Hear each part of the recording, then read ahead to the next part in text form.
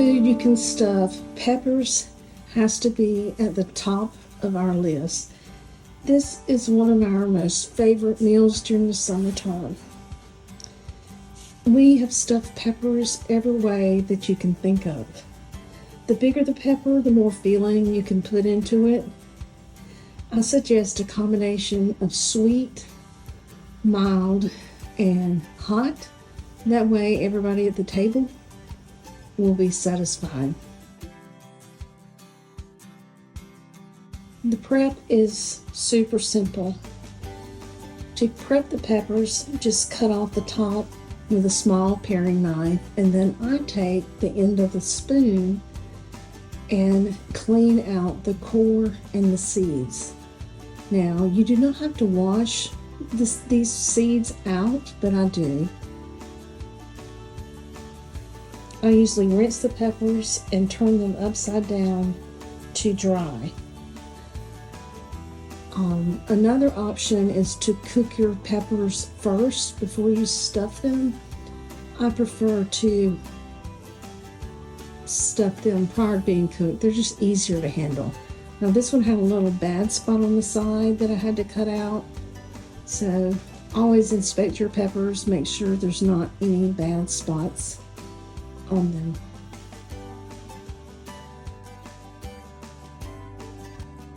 After a quick rinse, I just turn them upside down on a paper towel.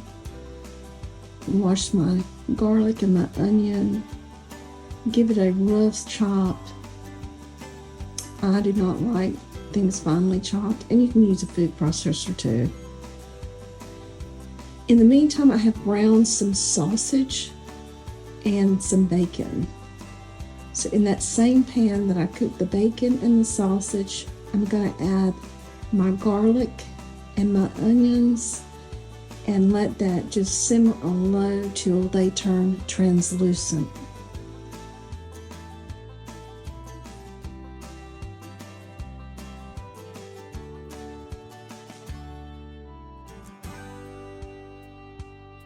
Now there's all kind of ways you can fix these stuffed peppers. You can use ground chicken, ground turkey, ground beef, ground venison, or sausage. And I'm doing it today with some sausage.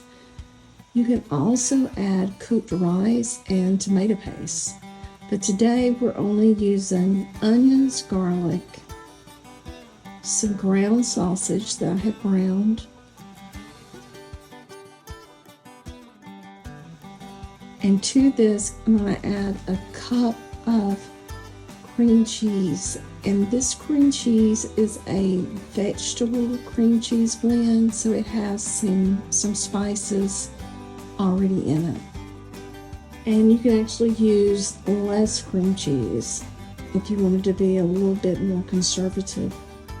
So I've just got this on low, and you just want to get this mixed up really well. You don't want to cook it on high. You're just going to melt that cream cheese a little bit. And it has some garlic and chives and parsley already in it. Oh, it just smells so good. I wish there was smell-o-vision here.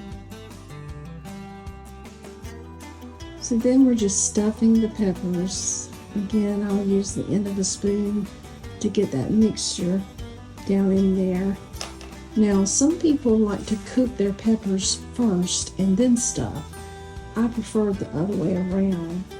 I think they're easier to handle and they're not as mushy if they're stuffed.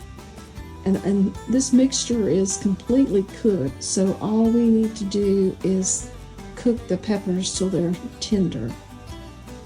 And you can take these peppers and either lay them down or stand them up. I actually do have a little gizmo where I can put the jalapenos and banana peppers and stand them up. But I just soon use one pan and not mess up so much in the kitchen.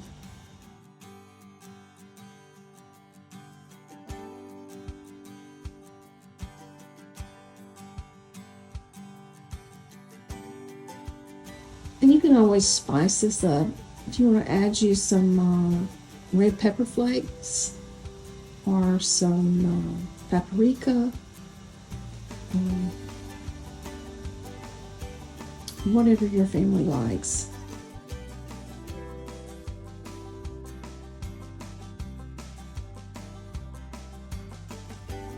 So the good thing about these stuffed peppers is you can be as creative and just use what you have in your kitchen. No need to go out and buy anything special. Now I'll take the bacon and actually sprinkle it on top of these peppers. You could certainly mix it in. Sometimes I just actually take the bacon and wrap it around the pepper and secure it with a toothpick and cook them that way. A lot of times when we're cooking them on the grill, that's what I'll do. But Greg had actually fixed bacon for breakfast this morning, so it was already cooked, and I wanted to use it up. I'm just pressing it right in the top of the pepper there. You know, everything is better with bacon on it. And the last thing I do is put my cheese on it. And again, I'm just gonna take some Parmesan cheese and press it on top of the bacon. And you can use any type of cheese that you like. You can even mix the cheese in with the stuffing ingredients. Like I say, there's no wrong or right way to do this. And every time I do it a different way. It just depends what is in my fridge that particular day.